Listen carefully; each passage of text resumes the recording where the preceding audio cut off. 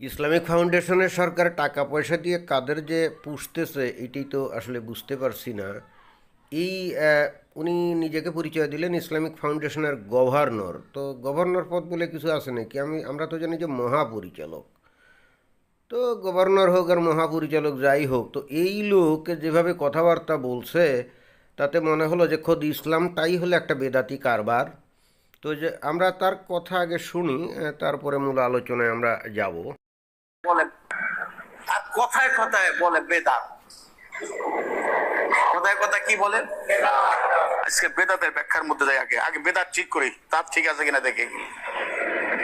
এখন বলেন বেদাত কাকে বলে? মা মানাল বেদাত। ইমাম নববী বেদাতের সংজ্ঞায় বলেন, আল বেদাতু কুল্লু শাইইন উমিলা আলা গায়রি মিসালিন সাবাক। বেদাত হচ্ছে শরীয়তের পরিভাষায় ওই কাজকে বলে যেটার পূর্বের কোনো কিছু অনুসরণ ছাড়া নতুন করে ইসলামের মধ্যে প্রবেশ করানো হয়েছে। এর মূল কথাটা বেদাতের।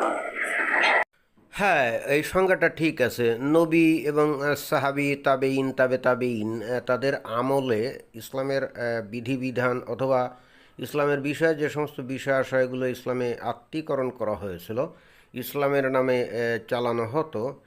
পরবর্তীতে যদি কেউ এসে তাদের কোনো একটা বিষয়কে বলে যে এইটা ইসলামের বিষয়, এইটাকে মানতে হবে, এটা বেদাত। অর্থাৎ নবী রসুল এবং তার সাহাবি, তাবেইন, তাবেইনের সময়ে ইসলামের যে বিষয়গুলো ছিল এইগুলো বাদে পরবর্তীতে কেউ যদি ইসলামের নামে ইসলামের মধ্যে কোনো কিছু ঢুকায়, সেই যে জিনিসটা ঢুকাচ্ছে ওইটাই বেদাত। মানে এই বক্তার বক্তব্য ঠিক আছে। তো তারপরে শুনি। আল্লাহ নবী একদিন বক্তব্যের মধ্যে বললেন, খায়রুল কুরুনি কারনি, আমার সময় হয়েছিল দুনিয়ার শ্রেষ্ঠ সময়।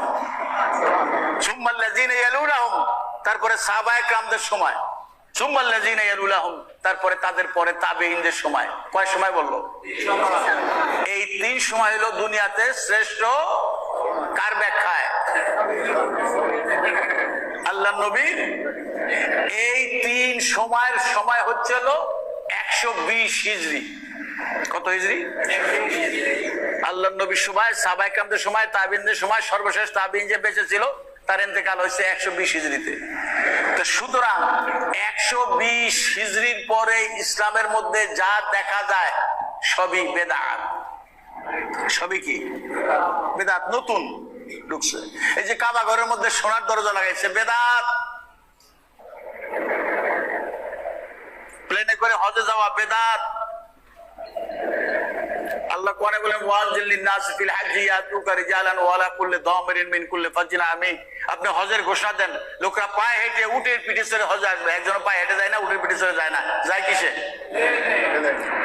হ্যাঁ, নবীর আমলে কাবা ঘরে সোনার দরজা ছিল না, পরবর্তীতে এই যে সৌদি আরবের বাদশাহ ওইটা লাগালো, এটা তাহলে বেদাতি, কারণ নবীর আমলে তো আর ওটা ছিল না। এমনকি নবীর আমলে তো ওই পাকা বিল্ডিংও ছিল না। পরবর্তীতে যে খলিফারা তারা এসে যে তৈরি করছে এই পাকা বিল্ডিং, তাহলে ওটাও তো বেদাত নাকি? তবে আসল যে বেদাতের কথাটা এই বক্তা বললেন, এটা কিন্তু খুবই একটা চমৎকার বিষয়। কোরআনে কিন্তু আছে যে সেখানে বলে দেওয়া হচ্ছে যে তোমরা হজের ঘোষণা প্রচার করো, লোকজন দূর দূরান্ত থেকে আসবে পায়ে চড়ে এবং কৃষকায় উটের পিঠে চড়ে। এই কথাটা উনি সঠিক বলছেন। আমরা গত হজে এই বিষয়ে কিন্তু একটা মানে ভিডিও করেছিলাম, লাইভ করেছিলাম, এবং মুমিন মুসলমানদেরকে বলেছিলাম যে ভাই তোমরা যে এরোপ্লেনে চড়ে এই যে হজে টজে যাও, এটা তো আসলে প্রমোদ ভ্রমণ হয়, বিনোদন ভ্রমণ হয়, হজ তো আসলে হয় না। তো 2020 সালে তো ধরেন হজ টজ হয়নি কোভিড-19-এর কারণে। তো সামনের বছর যদি হজ চালু হয়, আমরা দেখব যে কয়জন মানুষ পায়ে হেঁটে এবং উটিয়ের পিঠে চড়ে সেখানে হজে যায়। তবে আমি আবারও বলছি, এই জায়গায় এই বক্তা সঠিকই বলছেন। যদি কেউ এরোপ্লেনে চড়ে যায় তাহলে তার হজ তো হবে না, এবং এরোপ্লেনে চড়ে যাওয়া অর্থাৎ হজে এরোপ্লেনে চড়ে যাওয়াটা হলো বেদাতি কাজ। তো এখন আমরা দেখব যে আসলে কয়জন বেদাত থেকে নিজেকে রক্ষা করতে পারে। এগুলি 120 হিজরির মধ্যে ছিল না। মসজিদের মধ্যে এসি লাগানো বেদাত। মসজিদের মধ্যে মাইক লাগানো, এই যে মাইকে ওয়াজ করতেছি, বেদাত। এসব কথা আগে আমরা বহু বলেছি, কিন্তু ওই যে রসালো মুসলমানরা এসে বলে আপনি কি ইসলামী স্কলার নাকি, আপনার কথা মানতে হবে। তো বাংলাদেশের ইসলামী ফাউন্ডেশনের অভিভাবক, উনি গভর্নর অথবা মহাপরিচালক, এখন উনি তো ইসলাম জেনে শুনে বুঝিয়ে এই এই পদে এসে বসেছেন এবং সরকার তাকে বসিয়েছে। এখন উনি কি বললেন? এখন উনি কি বললেন? এখন এই রসালো মুসলমানরা কোথায় যাবে? এই যে মাইক যে বাজিয়ে এই যে ওয়াজ করে, অথবা মাইকে যে ওই আজান টাজান দেয়, এটা তো বেদাত। নবীর আমলে তো আর এটা ছিল না। তারপরে ওই যে বর্তমানে একটা ট্রেন্ড বের হয়েছে যে প্রত্যেকটা মসজিদে নামাজ পড়ার সময় যাতে কষ্ট না হয়, এই জন্য এসি লাগিয়েছে। চিন্তা করা যায়, আরে বাবা তুমি আল্লাহকে ডাকবা, কষ্ট করবা না, তুমি এসি লাগিয়ে আরামসে বসে বসে তুমি ওখানে তুমি কি মস্কারি করো নাকি? আল্লাহকে ডাকবা, তুমি কষ্ট করবা না। এগুলো নিয়ে আমরা আগে বলেছি যে নবীর আমলে তো এই সমস্ত কিছু ছিল না। ওনারা সেই আরবের মরুভূমির মধ্যে প্রচণ্ড কষ্ট করে সেই গরমের মধ্যে তারা নামাজ টামাজ পড়তেন। যদি একজন সত্যিকার অর্থে আল্লাহর দিদার লাভ করতে চায়, বেহেশতে যেতে চায়, তাহলে নবীর দেখানো পথে ওই গরমের মধ্যেই নামাজ পড়তে হবে। কিন্তু না, আজকের রসালো মুসলমানরা এবং সেই সাথে সাথে যারা মৌলবাদী টাইপের আর কি, মানে যারা খাঁটি, তারাও দেখা যাচ্ছে যে নানা কায়দায় ওই যে মসজিদে এসি লাগিয়ে আরামে ওখানে আল্লাহর মানে নামাজ পড়ে।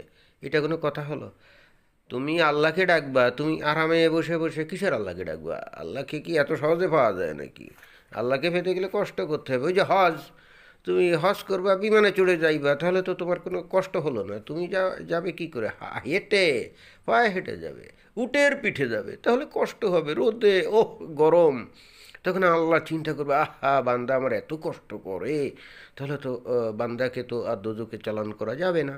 তো এমনি 5 ওয়াক্ত সালাত এখন সবাই ওই যে এয়ার কন্ডিশনের মধ্যে বসে পড়ে। আমার ধারণা এদের নামাজ কবুল হয় কিনা যথেষ্ট সন্দেহ আছে।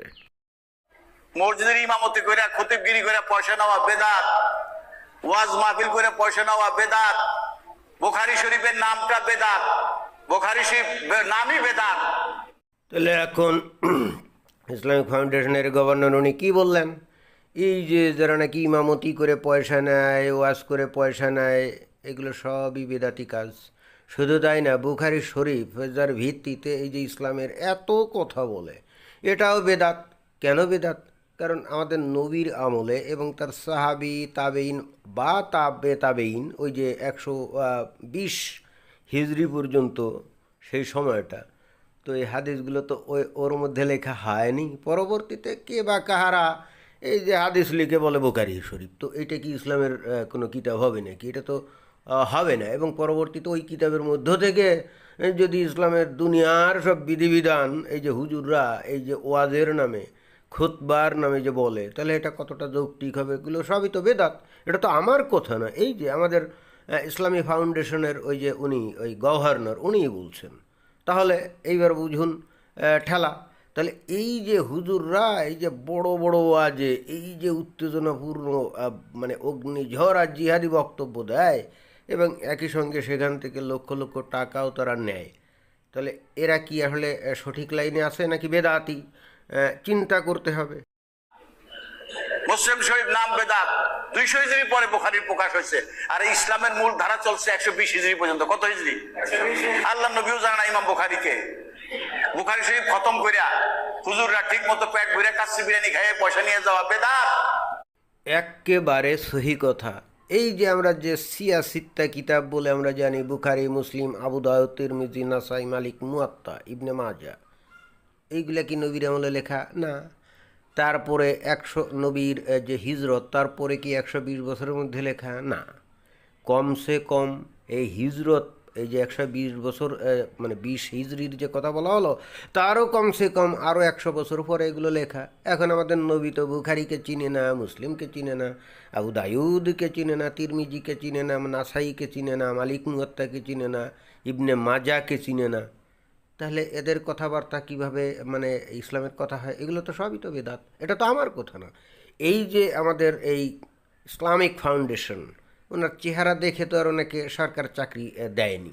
ওনার বিরাট বিরাট ডিগ্রি আছে ইসলামের উপরে, তারপরে ইসলামের ইতিহাসের উপরে, তাই তো?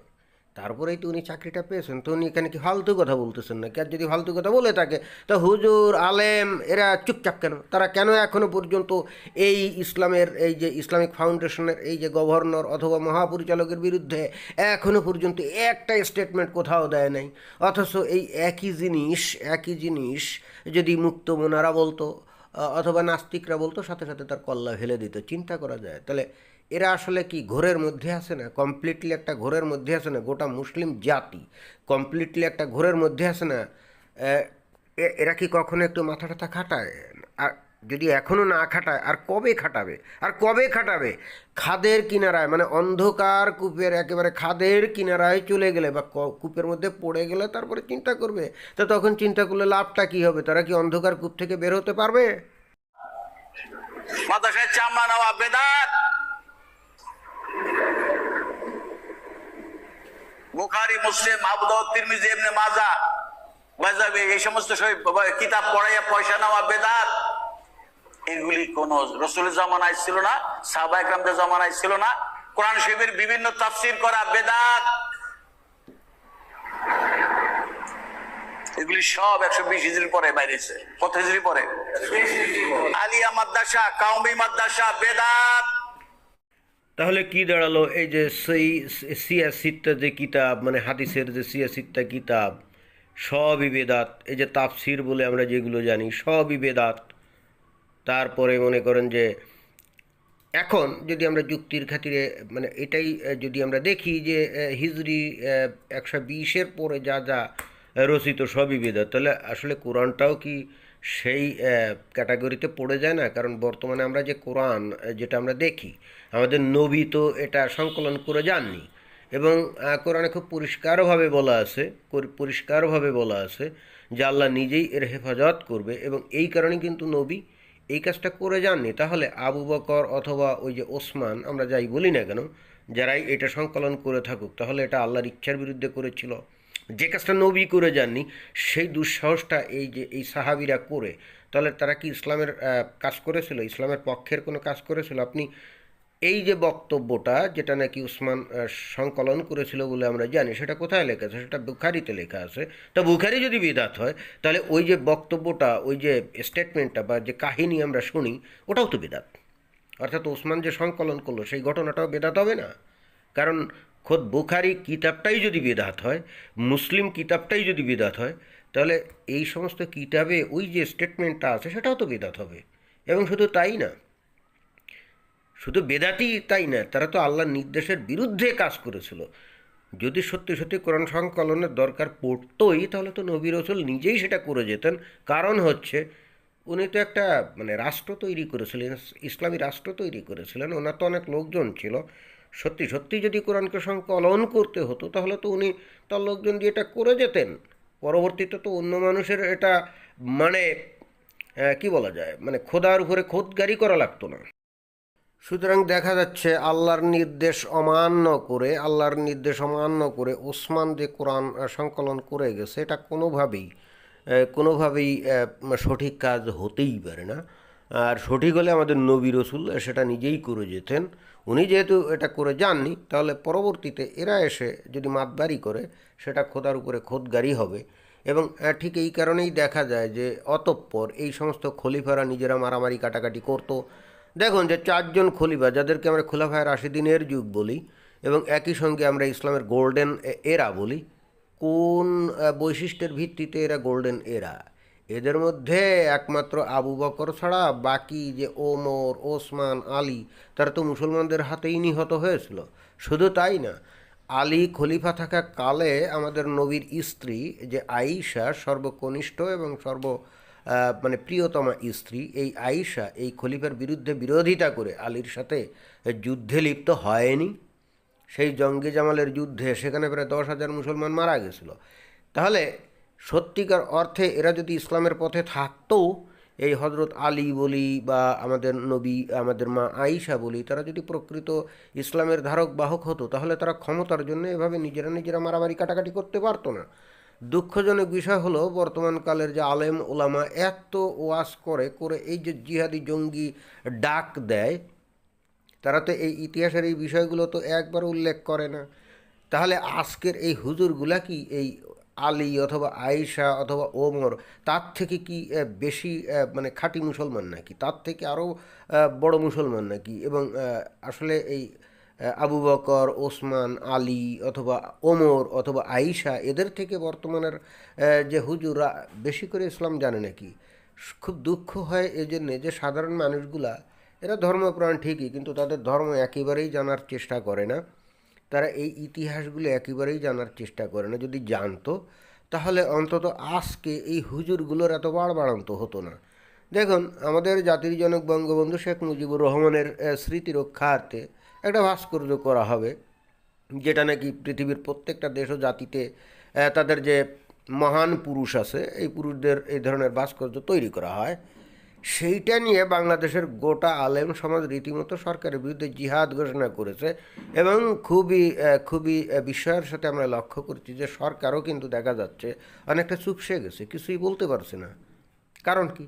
কারণ হচ্ছে এই হুজুররা এতটাই সমাজে প্রভাব বিস্তার করে ফেলেছে তাদের নিজস্ব মন গড়া ধ্যান ধারণা কথাবার্তা বলে, এবং আমাদের এই ইসলামিক ফাউন্ডেশনের এই যে গভর্নরের কথিত বিদাতি কাজের মাধ্যমে তারা সমাজে এতটাই প্রভাব বিস্তার করে ফেলেছে যে সরকারকেও পর্যন্ত চুপ থাকতে হচ্ছে।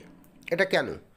কারণ কিন্তু একটাই, এই দেশের মানুষগুলা ধর্মপ্রাণ, এবং এদের কাছে নবী রসুল আল্লাহ কোরআন হাদিসের নামে যাই বলা হয় এরা গোগ্রাসে সেটা গেলে, কিন্তু কখনো খতিয়ে দেখে না যে হাদিসগুলাতে কী লেখা, কোরআনে কী লেখা, অথবা প্রকৃত ইসলাম কী বলে, বা ইতিহাসের সেই প্রাককালে সেই নবী মারা যাওয়ার পর বা নবী রসুলের সময় পরবর্তীতে যে সাহাবারা ছিল তারা কি আচরণ করতো, তারা কি আসলে খাঁটি মুসলমানের মতো আচরণ করতো বা করেছিল, তাদের ঘটনাগুলো কি?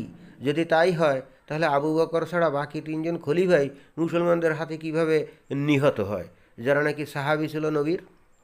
এবং তার চাইতে বড় কথা হলো, যদি আলী এবং আয়েশা তারা যদি সত্যিকার অর্থে খাঁটি মুসলমান হয়ে থাকে, এবং এটা নিয়ে তো কোনো সন্দেহ করার কোনো অবকাশও নাই, কারণ তারা তো আমাদের নবীর সাহাবী ছিলেন, তাই তো? তো তার কাছ থেকে সরাসরি তারা ইসলাম শিখেছিলেন। তো তাই যদি হয়ে থাকে, তো তারা কী ধরনের ইসলাম শিখেছিলেন যে পরবর্তীতে ক্ষমতা নিয়ে তারা পরস্পর মারামারি, কাটাকাটি, যুদ্ধ বিগ্রহ এগুলো শুরু করে দিল, এবং যাতে করে হাজার হাজার এই মুসলমান মারা গেল? তো এটা কি প্রমাণ করে? আমরা কি কানে তুলো দিয়ে বসে থাকবো এখনও, আর চোখ বন্ধ করে বসে থাকবো? এবং কেউ এই সমস্ত ইতিহাস বললে কানে তুলো দিয়ে বসে তো থাকবোই, এবং একই সঙ্গে তাকে বলবো, এই বেটা তুই ইসলাম বিদ্বেষী, তুই ইসলামের অবমাননা করছিস এবং তুই নবীর অবমাননা করছিস বলে তার ঘাড়ে কোপ দিয়ে ফেলে দিতে হবে। তার মানে আমরা স্বেচ্ছায় মূর্খতাকে, অন্ধত্বকে আমরা বরণ করে নিয়ে মূর্খতাকেই চূড়ান্ত শান্তির একটা উপায় হিসেবে আমরা মেনে নিয়েছি, স্বেচ্ছায়, সজ্ঞানে। ধন্যবাদ সবাইকে।